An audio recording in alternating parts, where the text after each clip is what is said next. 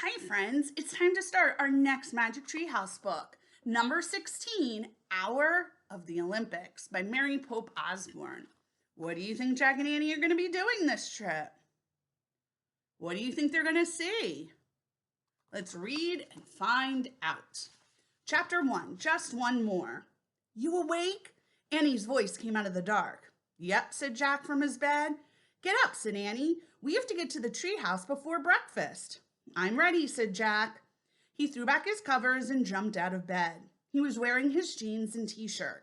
You slept in your clothes, asked Annie. I didn't want to waste any time, said Jack. He pulled on his backpack. Annie laughed. You must really be excited about going to ancient Greece, she said. Yep, said Jack. Do you have your secret library card, asked Annie. Yeah, do you, said Jack. Sure, put it in your backpack, she said. She handed her card to him. All carried the flashlight. All set, said Jack. They tiptoed downstairs and out the door. Outside, the air was fresh and cool. There's no moon, said Annie, just stars. She turned on her flashlight. Ta-da, she said. Let's go. They followed the beam of light across their yard and up the street. Jack was thrilled to be going to ancient Greece, but something worried him. What do you think will happen after we go to Greece? He asked Annie. Is this our last mission ever? Oh, I hope not, said Annie. What do you think? I don't know. Let's ask Morgan, said Jack. Hurry, said Annie. They started running. The flashlight beam flew in front of them, lighting the way. They slowed to a walk when they got to the Frog Creek woods. The thick woods were pitch black. Annie shined the flashlight upward as they walked between the trees. Finally, they found the magic tree house. We're here, Annie called. Go on up, said Jack. Annie grabbed the rope ladder and started up. Jack followed. Annie shined the flashlight around the treehouse. Morgan Le Fay was sitting at the window. She covered her eyes when the light hit her face. Turn off the light, please, Annie, she said softly. Annie turned it off. Welcome, Morgan said in the dark. Are you ready for your next mission? Yes, said Annie. Then her voice got quiet. This isn't our last one ever, is it? Ask me that question after this mission, said Morgan. We want to go on more, said Jack. You're very brave to say that, said Morgan. You've had 3 very hard journeys as master librarians. Oh, they weren't so hard, said Jack. You risked your life to save the lost story of Hercules, said Morgan. It was nothing, said Annie. And the Chinese story of the silk weaver, said Morgan. And the Irish story of the serpent monster Sarf. Thank you. You're welcome, said Jack and Annie. Now, said Morgan, for the last story. Jack heard a rustling sound. Here's the title, Morgan said. You can shine your light on it, Annie. Annie turned the flashlight back on. She shined it on the paper. There it is. Wow, is that Greek? Asked Jack. It certainly is, said Morgan. She reached into her robe again and pulled out a book. For your research, she said. Jack took the book from her. Annie shined her flashlight on the cover. They read the title, A Day in Ancient Greece. Now, what must you always remember? Asked Morgan. Our research book will guide us, said Jack. But in our darkest hour, only the lost story can save us, said Annie. Morgan nodded. And you must show your secret library cards to the wisest person you meet, she said. Don't worry, we will. Bye, said Annie. Jack shivered with excitement as he pointed at the book's cover. I wish we could go there, he said. And I wish we could go on lots of other missions, Annie added. The wind began to blow. The treehouse started to spin.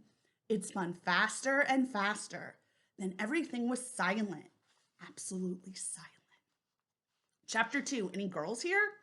Jack opened his eyes. Warm sunshine streamed into the treehouse. We sure don't need the flashlight here, he said. Look, Morgan gave us clothes like the ones we wore in Pompeii, said Annie. Jack looked down. His clothes were similar to the ones he'd worn in the Roman town of Pompeii, a tunic and sandals. He also had a leather bag in place of his backpack again. Annie looked out the window. And we landed in an olive tree, just like Pompeii, said Annie. Jack looked out the window. He caught his breath. Are we in the wrong place, he asked. I don't know, said Annie. Look past the trees. Doesn't it look like a big fair? Jack looked. Annie was right. Past the olive grove was a field filled with white tents.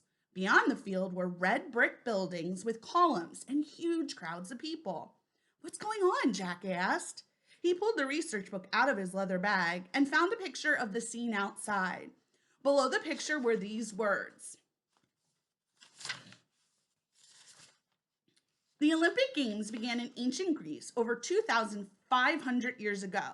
Every 4 years, more than 40,000 people traveled to Olympia, the town where the Festival of Athletic Games took place. Oh man, Jack whispered, where are the ancient Olympics? Cool, said Annie. Jack wrote in his notebook, Olympia, first Olympics take place. Come on, let's go watch, Annie said. She started down the rope ladder. Jack threw his notebook and the research book into his leather bag. Don't forget we have to get Morgan's story too, he said as he followed Annie. Annie waited as Jack stepped to the ground. Then they walked through the olive grove to where the tents were.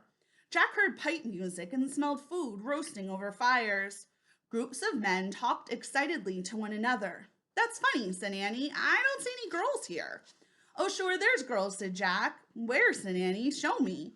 Jack looked around, but he only saw men and boys, no women or girls at all. Then he saw an outdoor theater. A woman was standing on the stage. She had yellow hair and a purple tunic. There, said Jack, pointing. What's she doing? Asked Annie. A soldier was on the stage with her. He wore a long cape. A helmet with a red crest hid his face. The woman and the soldier were waving their arms and talking loudly at each other. I think they're doing a play, said Jack. I'll look. He pulled out the Greek book and found a picture of the theater. Listen, he said. He read aloud. The Greeks were the first to write plays. Many English words for the theater come from Greek words, such as drama, scenery, and chorus. Many Greek plays are still performed today. Hey, Jack, said Annie, you're wrong. When Jack looked up, he saw the woman had pulled off her wig. It was a boy dressed up as a woman. See, even she's a boy, said Annie. That's weird. Said Jack. He went on reading. A few actors would play many different parts in the same play. Women were not allowed to act, so men played the female roles too. That's not fair, said Annie. What if a woman wanted to be in a play? Don't worry about it, said Jack. He put the book away. Let's just take a peek at the Olympics and then find our story. He nudged Annie to move along. Just then, he heard a voice. Wait! They turned around. A man with a short white beard was walking toward them. Hello, said the man. He was looking right at Annie. Who are you? Who are you? Annie asked boldly. Do you think this man is going to be a friend or foe? Is he going to get Annie in trouble for being there? We'll have to keep reading tomorrow. Bye, friends.